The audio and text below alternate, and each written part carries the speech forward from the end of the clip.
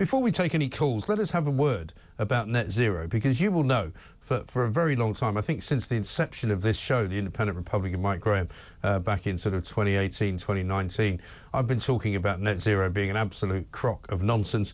I've been saying people don't want it. I've been saying that people can't afford it. I've been saying that people do not wish somebody to come into their home from the government to take away their gas boiler and replace it with some kind of heat pump, which not only doesn't work very well, but is incredibly expensive.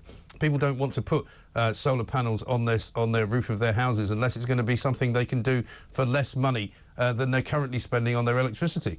The point about net zero is that it is a dream. It is something that governments have dreamed up, something that MPs have dreamed up. Unfortunately for some, of course, they have taken it to the nth degree. Jaguar Land Rover, for example, have declared that they're not going to make any more diesel and petrol cars after 2030.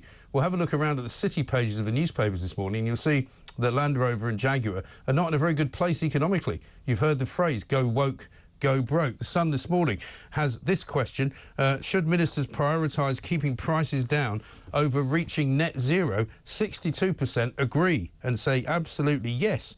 Do politicians understand the financial pressures you're under? 85% of the respondents say no. Should North Sea gas and oil drilling be banned?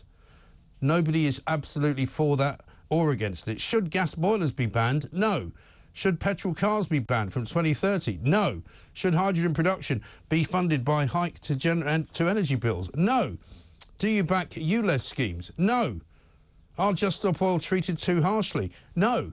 They're not treated harshly enough. Is it possible to hit net zero without hitting the cost of living? These are all questions that we've been asking for a very long time. The Sun has now put it all into a rather neat poll that you can see if you're watching the show right now. The bottom line is we can't afford net zero.